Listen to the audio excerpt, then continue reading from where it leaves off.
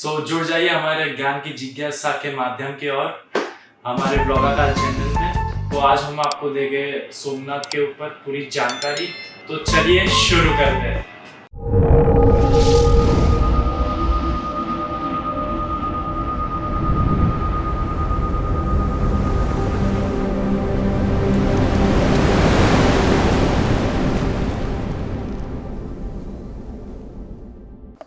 चलिए शुरू करते हैं।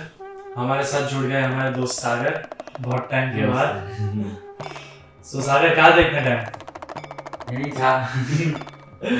तो आज का टॉपिक आपको पता चल गया, सोमनाथ हाँ। ज्योतिर्लिंग। तो सोमनाथ के बारे में कुछ बताइए। तो मैं बताना चाहूँगा कि ज्योतिर्लिंग जो दो वर्ड है, ज्योति और लिंग। ज्योति का मतलब होता है प्रकाश, जो भी प्रकाश है, जैसे कि लाइट सोर्स है।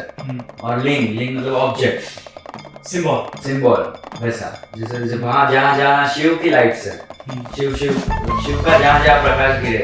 जैसे अपने इंडिया के अंदर 12 ज्योतिर्लिंग है, उसमें पहला ज्योतिर्लिंग है सोमनाथ, गुजरात सौराष्ट्र के प्रभास पाटन क्षेत्र के अंदर महादेव का पहला ज्योतिर्लिंग सोमनाथ स्थित है। ओके, सो मतलब ये ज्योति मतलब प्रकाश और लिंग मतलब सिंबल। यस। सो हम थोड़ा कहानी बताइए ना उसके बारे में। मतलब सोमनाथ मतलब क्या है, कैसा है, किसने बनाया, सोमनाथ की कहानी। हाँ, सोमनाथ की कहानी। सोमनाथ का जो बड़ा कहानी है, जैसे कि राजा दक्ष, हिमालय का राजा था दक्ष। दक्ष को 27 पुत्रियां। दक्ष ने विवाह कराया 27 पुत्रियों का चंद्रदेव के साथ। चंद्रदेव, हाँ। चंद्रदेव ने दक्ष की 27 पुत्रियों के साथ शादी की, बट उसको सबसे प्रिय थी रोहिणी नाम की कन्या। बाकी सभी को इग्नोर करता था, सिर्फ रोहिणी से ही प्यार करता था। रोहिणी ने मतलब बाकी जो 26 थी, वो पिताजी जो दक्ष थे उनको जाके बोलती, शिकायतें करती थी कि चंद्रदेव उसको ही मतलब प्यार करते हैं, हमको तो कुछ प्यार नहीं करता है। बार दक्ष के कहने पर भी चंद्रदेव माने नहीं। लास्ट में दक्ष ने श्राप दिया चंद्र को कि तुझे क्षय रोग हो जाए। दिन बे दिन पूरा जितना चंद्र की क्रांति है, जितना प्रकाश है, वो पूरा कम होने लगे। उसको कम होने लगा तो सब देव चिंता में पड़ गए कि चंद्रदेव को ब्राइटनेस था वो कम होते जा रहा था। सब देवताओं को चिंतित हो गए और चंद्रदेव गए ब्रह्मा जी के पास। ब्रह्मा जी ने बोला कि तू प्रभास क्षेत्र में जा, शिव की आराधना कर, महामृत्युंजय जाप का पाठ कर, शिव तुझे वरदान देगा। वहाँ उसने 6 महीने तक एक ही जगह स्थिर खड़े रहकर उसने तपस्या की। शिव प्रसन्न हुए और उसको वर मांग बोला कि तू वरदान मांगो। इसने वर मांगा कि मुझे कुछ नहीं चाहिए, मेरा जो भी माफी मतलब गलती हुआ रहेगा वो माफ करो। और शिव ने वरदान दिया कि आज से तुझे 15 डेज तक तू करते जाएगा और 15 डेज तक बढ़ते जाएगा। जो कृष्ण पक्ष, शुक्ल पक्ष, अपने सनातन धर्म के अंदर जो कृष्ण पक्ष बोलते हैं, जैसे अमावस्या आती है, पूर्णिमा आती है, जो 15 डेज का उसका वरदान दिया शिव ने। वहाँ चंद्रदेव ने पहला ज्योतिर्लिंग का स्थापना किया। शिव पहली बार पृथ्वी के ऊपर प्रकट हुए चंद्रदेव द्वारा वहाँ स्थापित हुई शिव और सोमनाथ। ये तो हो गई सोमनाथ की कहानी। सोमनाथ के इतिहास पे आता है। सोमनाथ का इतिहास क्या? सोमनाथ मंदिर का इतिहास तो आपको पता होगा, लोक चर्चा में है। तो कितनी बार इस्लामिक राज्य बादशाह आके अपने मंदिरों को हानि पहुंचाई गई है।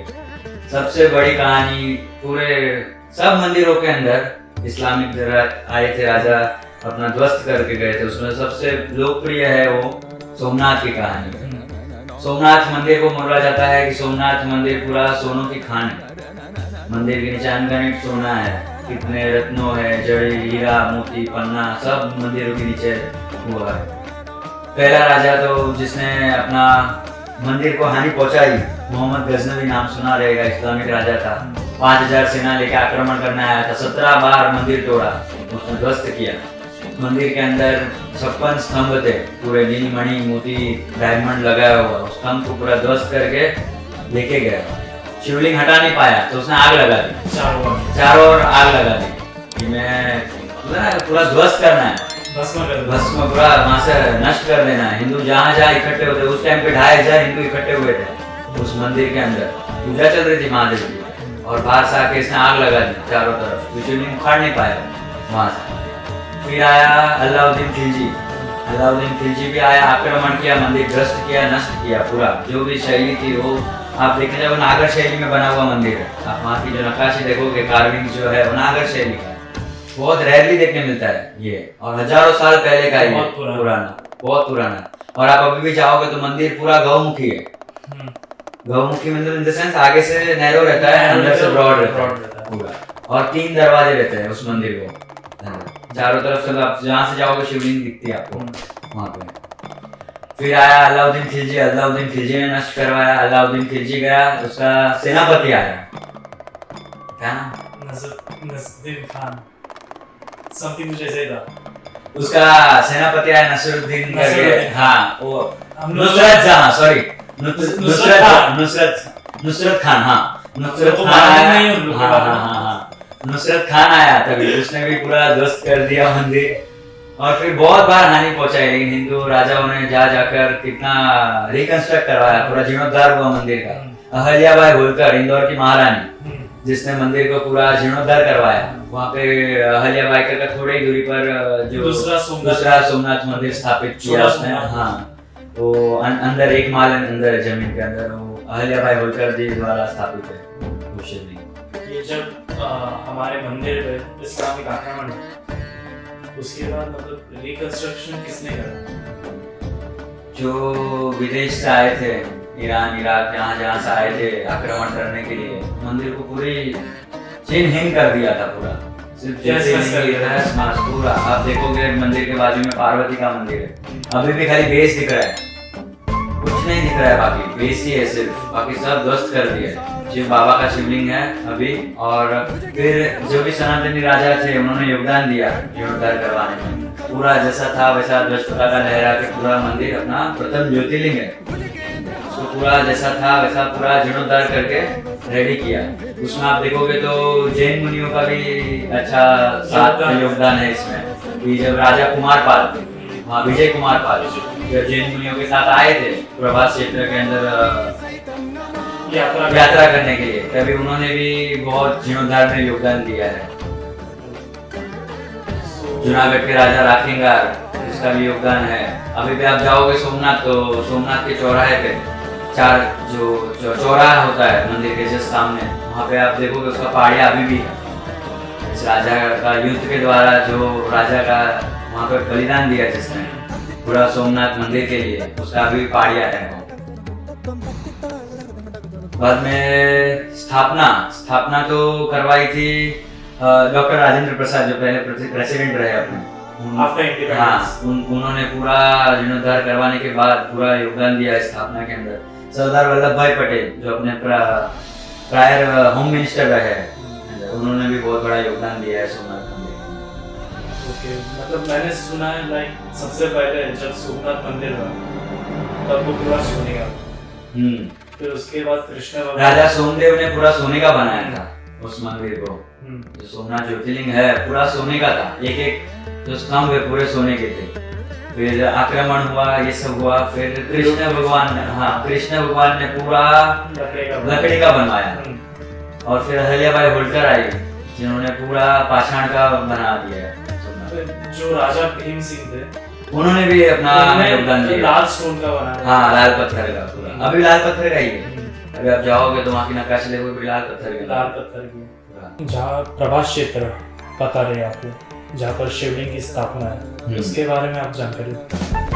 प्रभास क्षेत्र तो कृष्ण भगवान का प्रिय क्षेत्र माना जाता है, जहाँ निर्वाण पामे श्री कृष्ण, जहाँ उनका जन्म हुआ मथुरा में, लेकिन जहाँ देह त्याग किया वो था प्रभास क्षेत्र। प्रभास क्षेत्र इसलिए एकदम उत्तम माना जाता है कि वहाँ पे त्रिवेणी संगम है, हिरण, सरस्वती और कपिला 3 नदी का संगम है, त्रिवेणी संगम। जहाँ कृष्ण भगवान जब यादवों का अंत पूरा नष्ट होने के बाद, यादव कुल, कृष्ण भगवान जब आए थे प्रभास क्षेत्र में, तब वो विराम मुद्रा में अपने झाड़ के नीचे विराम मुद्रा में बैठे थे, और पारधी नामक एक तीर मारा पारधी ने, और वहाँ उनका देह त्याग हुआ पैर में बाण लगने से। उस क्षेत्र है प्रभास क्षेत्र, नरकटी है सोमनाथ ज्योतिर्लिंग से थोड़े निकट पर उनका स्थान कालका तीर्थ बोला जाता है। तो सोमनाथ ज्योतिर्लिंग है, उसके अंदर क्या मतलब क्या खास बात है जो पब्लिक है? सोमनाथ ज्योतिर्लिंग जब अपने प्राइम मिनिस्टर नरेंद्र मोदी जब आए, उन्होंने पूरा ज्योतिर्लिंग का ट्रस्ट किया। उन्होंने पूरा मंदिर का, आप जब भी जाओगे सोमनाथ आप देखोगे तो पूरी जो दीवार है पीछे सोने की तरह। फिर बाबा का जो थाला है, बाबा का शिवलिंग का जो थाल रहता है नीचे पूरा गोल्ड का है। फिर जो जलधारी होती है वो पूरी गोल्ड की है। शेषनाग पूरे गोल्ड के अंदर, पूरा स्वर्ण युग आने वाला है वापस से। अभी भी आप जाओगे, अभी तक मैं तो गया था 4 साल पहले, अभी काम चल रहा था। अभी होपफुली 2-3 पिलर तो हो गए रहेंगे गोल्ड कोटेड। पूरा वो गोल्ड जैसा था, जैसा राजा सोम ने जो बनाया था, सुवर्ण मंदिर बोला जाता था, वैसा पूरा वापस बन जाएगा। एक ही ज्योतिर्लिंग है जो आप सुबह में जाओगे प्रभात के टाइम पे दर्शन करने के लिए, तो बाबा को पूरा स्नान अवस्था में रहता है बाबा। और जैसे ही मध्याह्न होगा तो पूरा श्रृंगार रूप में आ जाता है पूरे। और शिव जैसा श्रृंगार तो कोई कर सकता है, उनका श्रृंगार ही अलग है। थोड़ा उनके श्रृंगार के बारे में बताइए। सोमनाथ ज्योतिर्लिंग का श्रृंगार बाबा पूरे दिन फूलों से ढके रहते हैं। आप जब संध्या आरती के टाइम में मैं गया हूँ, संध्या आरती के समय आप जाओगे तो आप देखोगे बाबा को धोती पहनाया जाता है। तरह तरह रंग की साइकिल, अलग अलग रंगों की धोती पहनाया जाता है। फिर कभी कभार रुद्राक्ष का श्रृंगार होता है, फूलों का श्रृंगार होता है, फलों का श्रृंगार होता है, अलग अलग श्रृंगार होते रहता है। जैसे कि जन्माष्टमी आएगी तो बाबा श्रीनाथ जी के रूप में रहते हैं। पूरा श्रीनाथ जी का वो जो शिवलिंग के ऊपर पूरा विग्रह श्रीनाथ जी का किया जाता है। गणेश चतुर्थी रहेगी तो गणपति का बनाया जाता है। हनुमान जयंती तो बाबा का पूरा विग्रह हनुमान जी के रूप में रहता है। अलग अलग तरह से लाइट लटाए जाते हैं। सोमनाथ का इंस्टाग्राम पेज है, रेगुलर अपडेट्स आती रहती है। हाँ, सोमनाथ के बारे में कुछ बताइए, मतलब एंड होने आया अभी ब्लॉग। सोमनाथ का थोड़ा कुछ छोटा मोटा आप इतिहास बताइए, मतलब सबसे जो किसी को पता ना। सोमनाथ ज्योतिर्लिंग में पहला स्थान माना जाता है। शिव पुराण के अंदर कोटि रुद्र संहिता के हिसाब से जो 12 ज्योतिर्लिंग बताई गई है, पहला ज्योतिर्लिंग है सोमनाथ। सोम और नाथ, जैसे आप महादेव को आपने चित्र देखा होगा महादेव का, तो उसमें अर्धचंद्र रहता है। आशुतोष सुशांत शेखर चंद्रमौलि चिदंबरा, कोटि कोटि नमन शंभु, कोटि नमन दिगंबरा, जो है ना मंत्र, उसके अंदर बाबा ने अर्धचंद्र धारण किया। आप जो 12 ज्योतिर्लिंग के हिसाब से तो है ही सोमनाथ, बट जो सोमनाथ जिसको बोला जाता है, जिसने चंद्र को धारण किया, और पहला जो देव रहेगा जिसने चंद्र धारण किया।